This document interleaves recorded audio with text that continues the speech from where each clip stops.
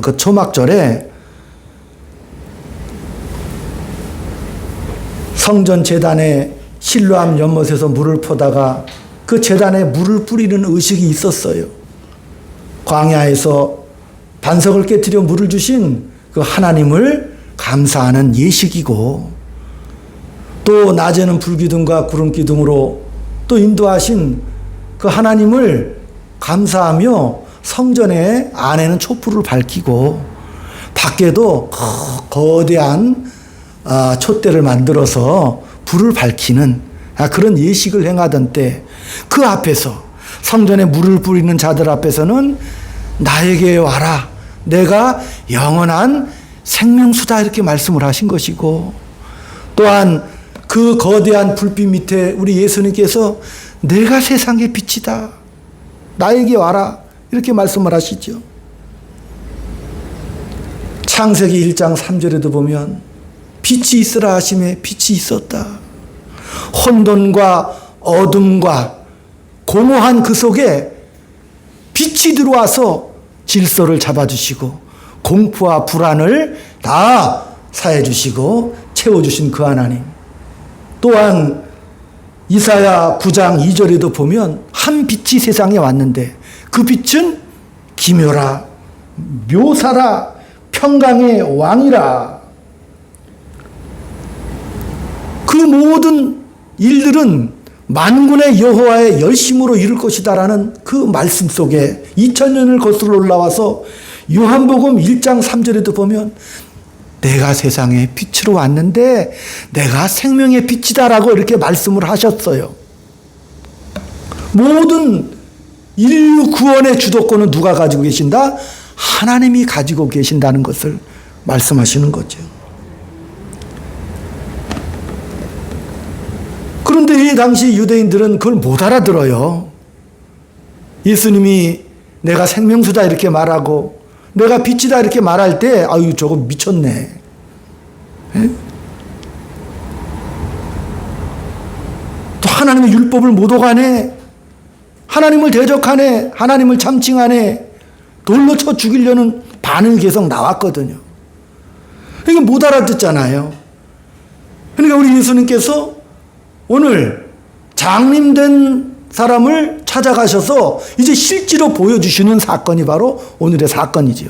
빛으로 오신 그 예수님께서 못 알아먹는 그들을 향해서 다가가셔서 그 장림의 눈을 뜨게 하신 사건이죠. 그러니까 제자들이 물었어요. 이 사람이 장림된 것은 날 때부터 장림된 것은 누구의 탓입니까? 이렇게 물었습니다. 제자들뿐만 아니라 많은 그 주변의 유대인들도 그 장면을 보고 있었습니다. 왜냐하면 그 당시 철학 또 신학에서 보면은 환생교리가 유행하고 있었거든요. 그 당시에도. 그 당시 바벨론 또 그리스 사람들도 많이 있었잖아요. 그들은 윤회적인 것을 믿고 있었기 때문에 전생에 죄를 많이 지은 자가 저렇게 고통을 당하고 장님이 되고 장애인으로 태어난다. 저렇게 고난당하는 것은 그 부모대에 죄가 있어서 저런 일이 생기는 것이다. 벌 받아서 그런 것이다. 그 당시 유행하던 영주주의라고 해서 환생이나 윤회적인 그런 감각을 가진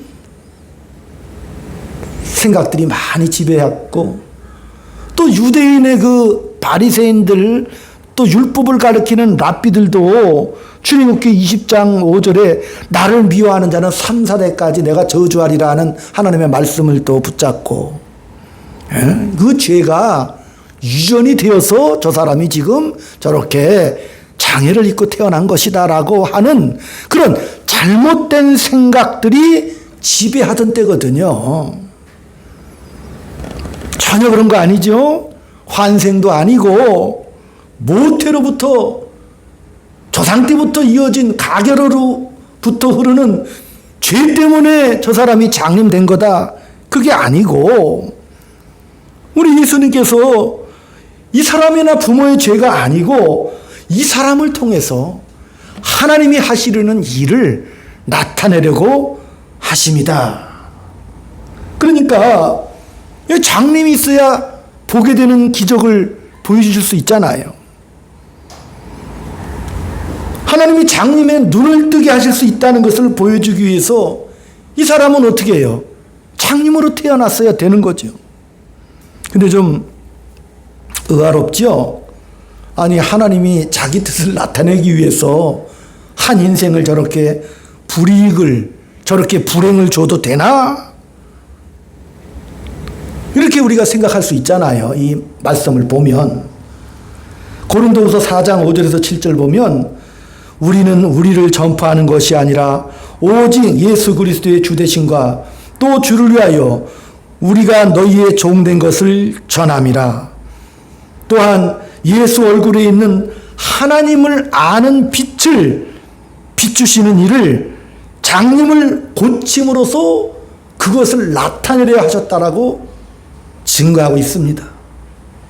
그 하나님이 지금 뭘 하고 계신가를 나타내 주려고 장님 되게 하신 것이죠.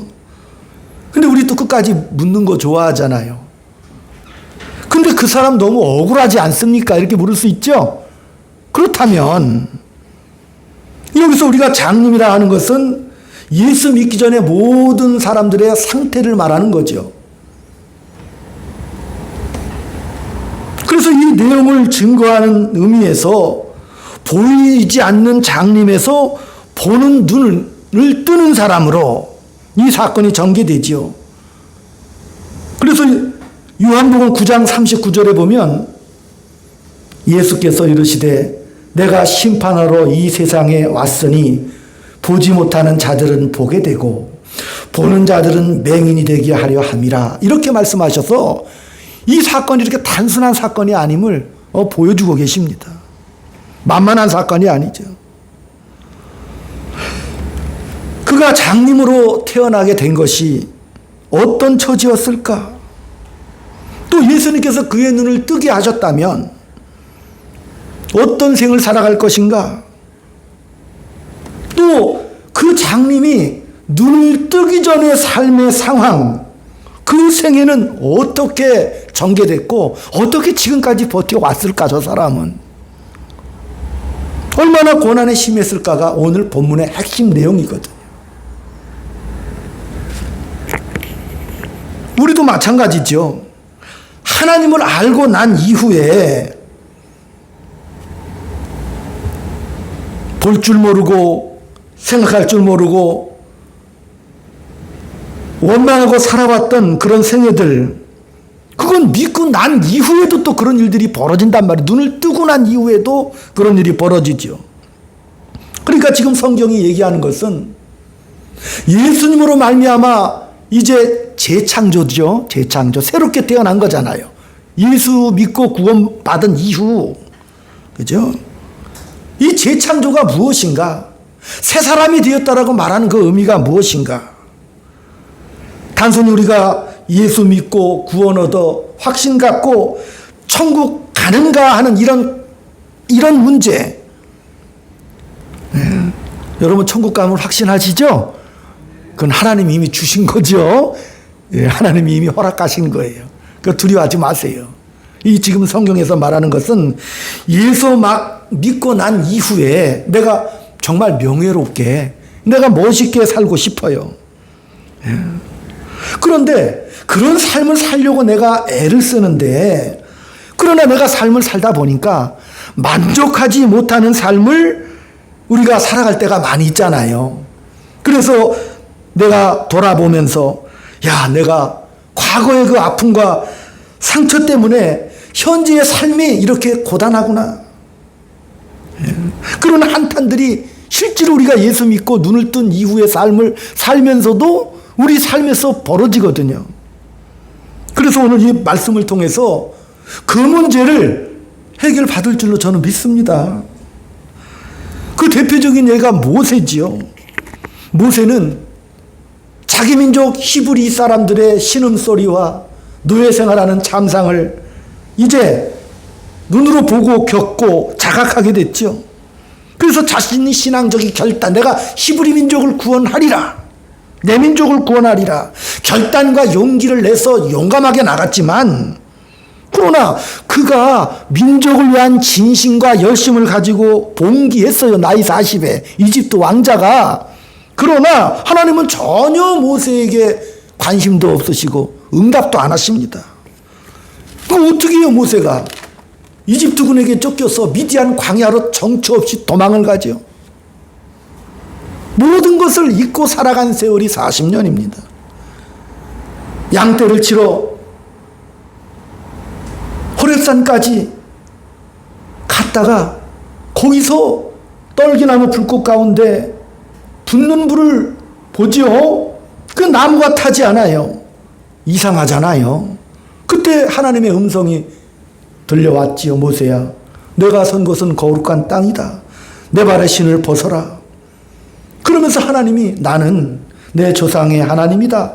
아브라함의 하나님, 이삭의 하나님, 야곱의 하나님이다. 이렇게 말씀을 하셨거든요. 우리가 잘 알아야 되는 것은 하나님이 늘 자기를 소개하실 때는 아브라함의 하나님을 말씀하셔요. 복의 근원 되신, 복의 근원을 허락하신 하나님을 말씀하시는 것이고, 이삭의 하나님 어떤 하나님? 이삭이 없던 아들 백세 얻었잖아요. 창조의 하나님이셔요. 그리고 죽은 아들 모리아산에서 다시 살려주시죠. 창조와 부활의 하나님이다를 늘 말씀하시는 것이고, 그 다음에 야곱의 하나님을 또 말씀하시잖아요. 야곱은 원래 하나님의 축복 가운데 태어났잖아요. 자기 열심과 자기 노력과 사기꾼 같은 그런 삶을 살았지만 하나님은 원래 사랑했죠. 그러니까 하나님 그 야곱을 통해서 너는 내 사랑둥이고 내가 너를 그렇게 내 자식으로 애초부터 만들었는데 네가 왜 그렇게 난리를 치고 살았느냐. 에? 씨름에서도 져주시잖아요. 너는 이스라엘이야. 하나님과 싸워 이긴 자. 그게 저와 여러분이거든요. 하나님과 싸워 이게 누가 하나님과 싸워 이길 수 있겠습니까? 하나님이 그냥 져준 거지요. 왜? 아들한테는 아빠가 져주잖아요. 저도 우리 찬양이랑 어릴 때 씨름했지만 찬양이가 뚝 치면 제가 막 자빠지고 그러잖아요. 아들한테만 져주죠. 뜨거운 하나님의 사랑을. 그래서 아브라함의 하나님, 복의 근원, 그 다음에 이삭의 하나님, 그 다음에 야곱의 하나님, 이 세 가지 속성을 가진 하나님을 말씀하시는 거예요. 그래서 하나님은 모세를 통해서 이스라엘 백성들을 가나안까지 출애굽시키려는 그 거대한 계획을 위해서 모세를 부르시지요. 그런데 이 모세를 부르기 직전까지 무슨 일을 했냐? 무슨 일을 했냐? 아무 일도 안 하셨다니까요. 그러니까 모세가 40년 동안, 사실 그렇잖아요. 남자의 인생이 40대, 50대, 60대, 70대, 80대까지 그 시절을 다 보내고, 그러니까 이 십보라를 만나서 모세가 광야에서 이제 생활하면서 아들을 이렇게 낳았는데 게르솜이라고 그랬어요. 이게 뭐냐? 아, 나는 낙동강 오리알 같은 신세다. 이방인의 아들이다. 그래서 아들 낳아도 율법처럼 그 할례도 안 해버렸어요. 너무 실망하고 낙심을 해가지고 자기 인생 속에. 예. 하나님은 이스라엘 백성들을 적각거리는 가나안 땅으로 옮기시려는 웅장한 계획을, 구원의 계획을 가지고 계셨는데, 근데 모세를 애초부터 그럼 준비를 시킬 것이지. 그 40년 동안에 아무런 징조도 안 주시고 무슨 암시도 안 해주셨다니까요. 또 모세도 사실 그 40년 동안 그 양치기 하면서 양들이 풀 먹고 나면 또 다음 목초지로 가야 되잖아요. 그러니까 40년 동안 온통 헤매고 다닌 거거든요. 하나님 만나려고 무슨 호렙산 간 것도 아니고 가다 보니 거기서 하나님을 만났거든요. 기도하러 간 거 아니에요. 그냥 양떼 치다 간 거죠. 거기서 기다리던 하나님을 만났습니다. 이 사건을 스데반은 사도행전 7장에서 모세가 양떼를 치다가 하나님께서 불러주셨는데 그때가 언제다? 때가 참에 하나님이 불러주셨다라고 스데반 집사님이 설교 중에 그런 말씀을 하셔요. 그러니까 우리가 알고 있는 것은 내가 각오하고 정말 집중하고 준비하는 그런 모든 결단과 각오가 있어야 된다라고 생각하지만, 그죠? 그렇게 우리는 되게 생각을 하잖아요. 그런데 오늘 이 사건에서 보면 그 버려진 상태에서 느닷없이 하나님께서 등장하셨죠? 그리고 야, 모세야, 이제 시작하자. 모세가 얼마나 황당하겠어요. 오늘 이게 장림된 세월이죠? 그 오랜 세월 장님으로 살아온 이분. 그때 우리 예수님께서 찾아오셨죠? 찾아오셔도 보여주신 거예요. 진흙 막 침 더럽게 개가지고 붙여가지고 야 저기 그 신라 못에 가서 씻어라. 그거 보여주신 거거든요. 보여주신 거거든요. 그 장림된 세월이 오늘 우리에게도 지금 일어나고 있다는 사실입니다. 하나님은 이렇게 인도하신다니까요. 사도 바울도 갈라디아 1장 11절 한번 찾아봅니다.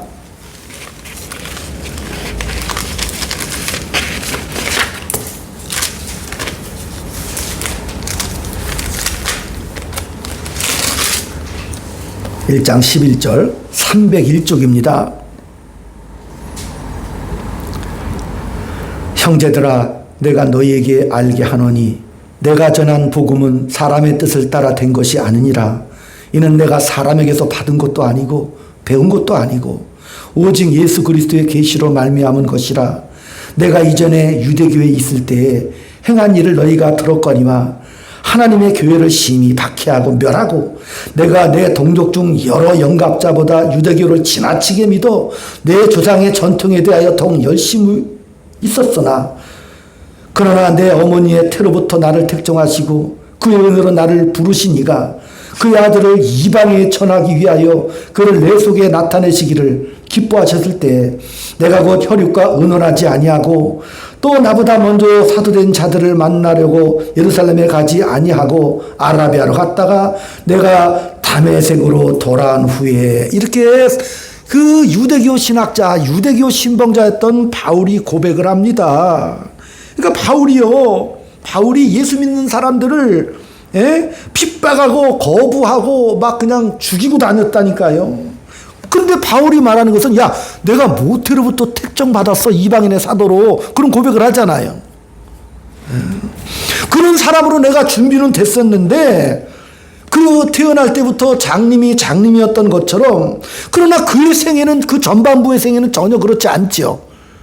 예수 믿는 사람들을 죽이고 핍박하고 스데반 집사님 죽인 자로 증거를 삼고, 그러나 다메섹 도상에 느닷없이 하나님의 부름을 받습니다. 사울아 사울아 네가 왜 나를 핍박하느냐.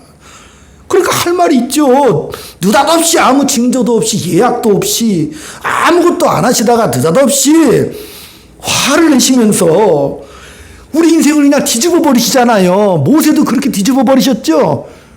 얼마나 속이 타요. 그러니까 우리가 이 요한복음을 통해서 그 전반부 인생을 잘 우리가 생각을 해야 되죠. 관심을 가져야 돼요.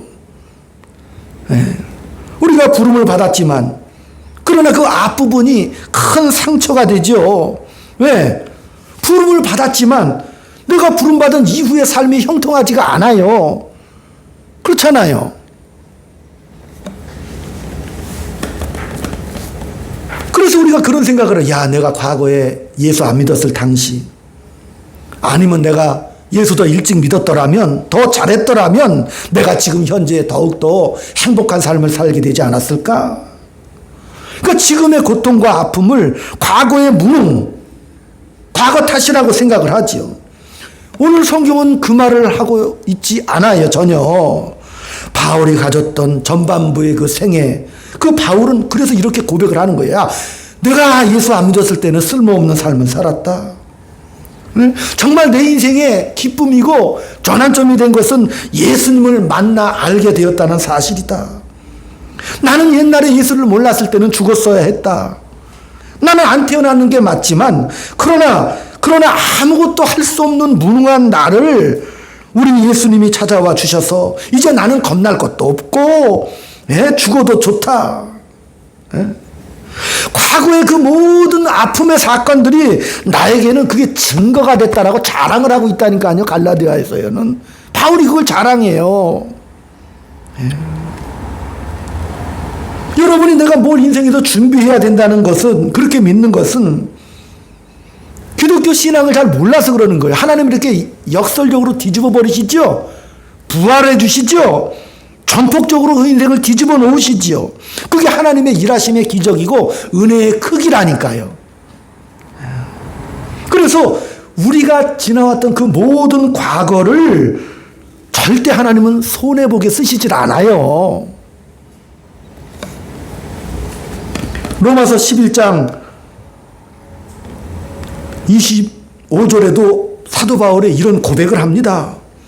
하나님께서 그 복음을 전 세계에 증거하기 위하여 이스라엘이 어떻게 됐지요? 미련하게 되었다. 이렇게 또 놀라운 증거를 해요. 하나님이 이방인들에게 전 세계에 이 복음을 증거하시기 위해서 이스라엘을 미련하게 했다는 것은 굉장한 사건이죠. 이스라엘이요, 이방인의 충만한 수가 차기까지 그 이스라엘이 지금도 미련을 못 버리고 있는 거 보면 하나님 말씀이 맞죠? 지금도 저렇게 미련을 떨고 있잖아요. 그러니까 이런 일들은 하나님의 역사에 대해서 놀라운 생각을 하게 만드시는 거죠. 바울이 나는 죄인 중에 괴수라고 고백을 했지요. 그 고백은 내 과거가 예수 믿는 사람들을 죽이고 정말 회방했던 그 과거를 지워버리고 내가 이제 새롭게 태어나서 그것을 증거하기 위해서 죄인의 괴수라고 말하지 않습니다. 그걸 잘 알아야 되는 거예요. 하나님은 보는 자들을 못 보게 하시려고 왔다 그랬잖아요. 장님처럼 못 보는 자들을 보게 하시려고 오셨죠. 심판하러 오셨는데 이 심판이 부정적인 측면이 아니라 보는 게 전부가 아니다 이렇게 말씀하신 거죠. 왜? 그 당시 유대인들은 율법을 지키면 구원 얻을 또 알았다니까요. 또 유대인의 그 명절 절기들 있죠. 그 절기를 준수하면 자기들이 구원을 얻을 줄 알고 율법을 지키고 절기를 지키고 어떻게든지 그것을 지키고 사수해서 의에 이른다 이렇게 생각을 했고 그것으로 구원을 얻는다. 그러나 하나님이 오늘 본문에서 전적인 은혜라는 것을 지금 계속해서 말씀하고 계시는 것이죠.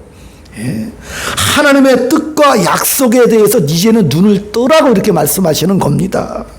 재창조를 위해서 예수님이 이 땅에 오셨죠. 그 유대인들은, 이 바리새인들은 끝까지 자기들은 본다고 말하는 거예요. 무슨 소리야? 내가 율법이 있고 절기를 지키고 말씀 따라 살아가는데 본다라고 믿는데, 그죠? 그 예수가, 그게 뭐죠? 예수가 필요 없다는 거죠. 그 말은 예수가 필요 없다는 거예요. 당신이 뭔데 빛이라고 하고 생수라고 말하느냐? 미친 거 아니야? 이렇게 말하죠. 근데 9장 39절에 뭐라고 나왔어요? 그렇게 심판하러 오셨다라고 말씀하신 거예요. 보고 난 다음에 저와 여러분, 과거의 모든 사건들이 우리를 가슴치게 만들고 자포하게 만들고 한탄하게 만드는 것이 아니라 하나님이 어떻게 해요? 그것을 붙잡고 일을 하신다는 거죠. 아멘. 붙잡으시는 거예요. 애굽에서 이스라엘 백성들을 꺼내기 위해서 모세가 광야에서 정말 피나는 고통과 눈물, 그 모세의 좌절 이해되지요? 이집트 왕자로서 자기 민족을 좀 구했으면 좋겠는데 아무 힘도 능력도 없는 삶, 40년의 삶, 불안과 체념과 자폭의 삶, 원망의 삶을 겪게 하시죠. 하나님께서. 그 하나님이 겪게 하시는 거예요. 왜? 온 세계의 복음을 증거하기 위해서 이스라엘 백성을 택하셨잖아요. 그 지도자 중심의 모세를 쓰시려고 하나님의 디테일한 구원의 놀라운 계획이 흐르고 있다는 사실. 그래서 이스라엘을 미련하게 만들고 못나게 만들어 버렸잖아요. 그러니까 이 하나님의 일하심의 신비한 은혜라니까. 욥기 23장에도 욥이 비명을 질러요. 왜? 욥은 애초에 의인이었다니까요. 부모의 죄 때문도 아니잖아요. 애초에 의인이었는데 그 욥이 무지막지한 고난을 겪으며 친구들이 비난할 때도 죽을 고생할 때도 하나님 그 욥기 23장에 욥이 부르짖어요. 하나님 만나주세요. 만나주세요. 내 인생이 왜 이렇게 안 풀립니까? 비참하지 않습니까? 내가 잘못한 것이 없습니다. 근데 욥이 마지막 한 가지. 근데 하나님은 선하신 분이니까 좋은 결과를 주실 줄로 믿습니다라고 울면서 욥이 기도했다니까요. 하나님은요, 그 욥의 눈물과 아픔을 그냥 안 그치게 하시죠? 계속되게 하시잖아요. 왜? 하나님은 우리를 향한 계획이 있어서 포기 안 해요. 절대로 가만 놔두지 않는다니까요. 우리는 인생을 살면서 하나님, 그저 내가 어떤 문제가 닥치고 고난이 오면 빨리 회개해서 이것을 벗어나고 싶어 하잖아요. 그냥 빨리 해결해서 빨리 회개해서 하나님, 내가 뭐 남보다 더 잘 살려고 그런 거 아니잖아요. 내가 뭐 남보다 뛰어나게 살려고 하는 것도 아닙니다. 나 그냥 요만큼 살고 적당히 양보하며 살 테니까 놔달라고 그러지만 하나님은 어림도 없다 이놈아. 너는 그런 시시한 존재가 아니야. 너는 더 위대해야 돼. 더 사랑하는 자로 커야 된다고 말씀하시죠. 더 위대한 용서와 십자가의 삶의 원리잖아요. 낮아지고 겸손하고 사랑하고 섬기는 그 삶을 네가 처한 삶의 현실 속에서 그것으로 어떻게 해요? 너를 증명하라고 말씀하시는 거라니까요. 나의 성숙과 나의 변화를 위해서 하나님께서 절대 그냥 놔두지 않아요. 위대하죠, 위대하죠. 우리는 얼마나 무서워 그런 일들이. 그러나 하나님은 포기하지 않으시죠. 여러분 과거를 지워서 오늘을 편하게 살려고 하지 마세요. 그것 때문에 여러분 회개한다면 당장 멈추세요.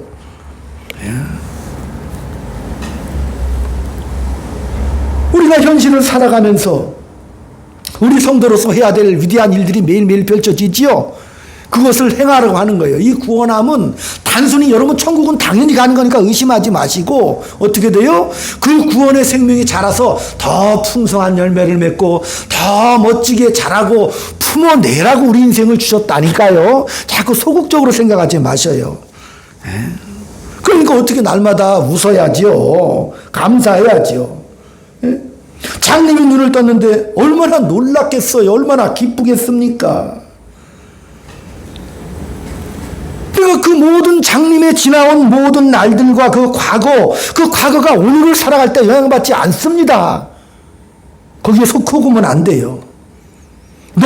우리가 지나온 모든 과거는 지금의 하나님의 인도하심 속에 그 영광을 확인하는 하나님의 자녀 만들기 프로젝트 속에 우리가 있음을 알고 감사하게 되는, 그래서 이 땅에서도 잘 살아야 된다 이렇게 말씀하시는 거거든요.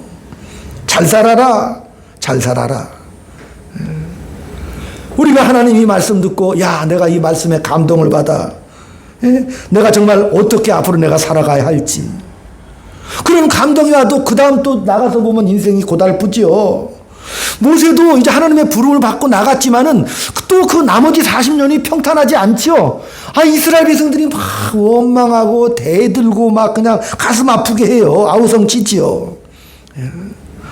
욕도 많이 먹지만 그러나 위대한 인생을 살았죠. 모세가 위대하다니까요. 그래서 이 성경은 이렇게 위로의 말씀을 주십니다. 마가복음 9장 19절에 귀신 들린 아이를 고치는 장면이 나오지요. 그러니까 자기 아이가 정말 그 귀신 들려가지고 막 정신이 없어요. 막 이리 뛰고 저리 뛰고. 그러니까 너무 답답하니까 이 아버지가 예수님을 보고 예수님 할 수 있거든. 이 아이를 좀 고쳐주시오. 얼마나 애가 타겠어요. 할 수 있거든. 할 수 있거든. 그러니까 나한테 좀 뭔가 예수님 조그만 도움이라도 좀 주십시오. 이렇게 애원을 하지요. 그 예수님이 화가 나시는 거예요. 할 수 있거든. 뭐 아무거나 해달라고 싹 고쳐줘 버리셨죠. 내 기대보다 더 큰 것. 그러면서 말씀하시는 게 뭐예요? 믿는 자에게는 능치 못함이 없단다. 그러니까 아버지가 깜짝 놀라가지고 아유 예수님 내가 믿습니다 이렇게 고백을 했죠. 내 믿음 없는 것을 도와달라고 이 아버지가 예수님 앞에 고백을 합니다. 여러분 믿으시기 바랍니다. 내가 기대하는 만큼 안 되더라도 하나님 우리의 기대보다 더 크게 나가시길 원하시죠? 그러니까 저는 우리 한 주간 동안에 우리 성도님들이 큰 은혜와 축복 속에 이 말씀을 전하는 것은 우리 성도님들이 무슨 가난하라, 뭐 낮아져라 이렇게만 말하는 게 아니잖아요. 하나님의 주신 인생과 역사 속에 기도의 응답이 있잖아요. 믿음으로 가는 하나님의 자녀들에게 우리에게 주어진 이 시간과 공간은 우리가 육체의 한계를 벗어날 수 없으니 내 아버지 앞에 기도해야 되잖아요. 그리고 아버지는 반드시 응답을 해 주십니다. 믿음으로 응답을 해 주셔요. 이 현실 속에서. 가난하라, 낮아져라 그렇게 제가 설교하는 게 아니잖아요. 아니죠. 부해지십시오. 높아지시길 축원합니다. 그러나 뭐죠? 신앙의 이 실력을 소유한 놀라운 십자가의 삶의 원리가 높아져도 흔들리지 않는, 아멘. 낮아지고 그 낮아짐 섬기고 사랑하고 하는 그 위대한 그 걸음을 한 주간 동안 마음껏 걸으시기를 주의 이름으로 축원드립니다. 기도하겠습니다.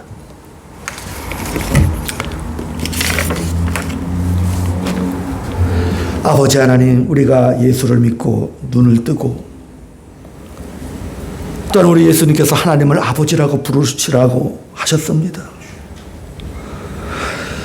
우리 인생을 살다 보니 실패도 눈물도 아픔도 아쉬울 게 없습니다. 아버지가 계시기 때문에. 하나님이 우리를 완전한 자리로 데려가지 않으심은 아직도 그것이 필요하기 때문에 우리 자신을 위해서 하나님 나라의 귀한 하나님의 자녀들로 성장시키시고 성숙시키시는 그 하나님의 일하심이 필요하기 때문이라는 것을 깨닫기까지 왜 이렇게 많은 시간이 걸리는지 모르겠습니다. 우리는 다 모세고 바울 같습니다. 자책과 아픔과 눈물 가운데 원망과 분노로 가지 않게 하시고 그 모든 것들이 하나님의 인도하심이요 때가 참에 하나님이 우리를 더욱더 성장시키려는 위대한 자식 기르기임을 깨닫고 믿음으로 좋으신 하나님, 협력하여 손을 이루어주시는 위대한 하나님을 찬양하며 살아갈 수 있는 복된 한 주간 되게 주여 인도하여 주시옵소서. 드린 손길마다 예물마다 응답해 주셔서 이 인생을 살아가는 동안 필요하고 쓸 것들이 얼마나 많이 있겠습니까? 우리의 자녀들도 폭을 더하여 주시옵시고 인생을 살아가며 하나님의 은혜와 사랑을 가슴 깊이 새기고 풍성한 은혜 열매, 하나님의 나라의 열매를 주렁주렁 맺으며 당당하게 살아갈 수 있도록 은혜 내려 주시옵소서. 신앙과 믿음의 실력자들이 다 될 수 있게 인도하여 주시옵소서. 예수님의 이름으로 감사하며 기도 올리옵나이다. 아멘. 350장 마지막 절은 일어나서 드립니다. 오늘 말씀 생각하시면서 찬송 드립니다.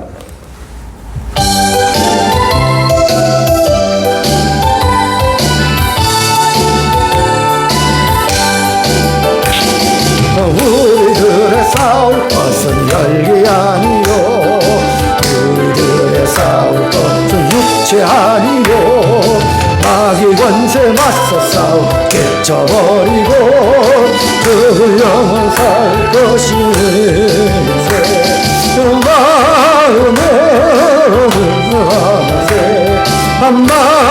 마음으로 싸우세 아까 마귀 군자들과 힘써 싸워서 승전골 이기까네 우리들의 힘은 값세가 우리인데 우리들의 가진 것 강철 아니요 하나님께 받아가진 평화의 복은 거룩하신 말씀이로다 한 마음으로 힘써 나가세 한 마음으로 힘써 싸우세 아까 마귀 군사들과 힘써 싸워서 승전고를 올리기까지 아까 악한 제아무 강할지라도 우리들의 대장 예수 앞서가시니 주저 말고 용감하게 힘써 싸우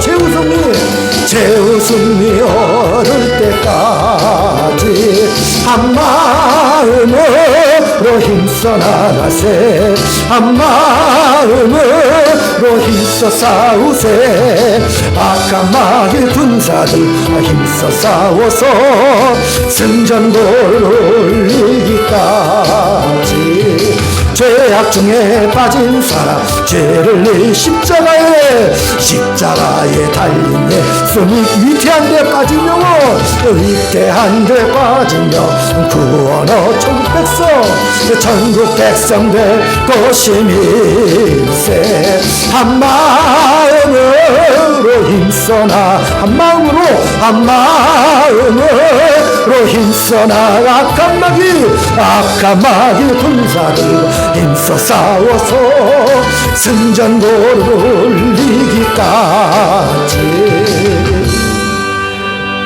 지금은 우리 구주 예수 그리스도의 은혜와 하나님 아버지의 극진하신 사랑하심과 성령님의 감화감동 교통교사 위로 충만하심이 오늘 때가 참에 이 땅에 부름받아 주어진 인생 속에 희망을 품고 하나님의 위대한 명예를 짊어지고 마음껏 우리의 삶 속에서 영광을 드러내는 복된 인생 살기를 소망하는 사랑하는 주의 자녀들 머리 위에 저들에 속한 가정과 직장과 사업 위에 이 교회 위에 지금부터 영원토록 함께 있을지어다.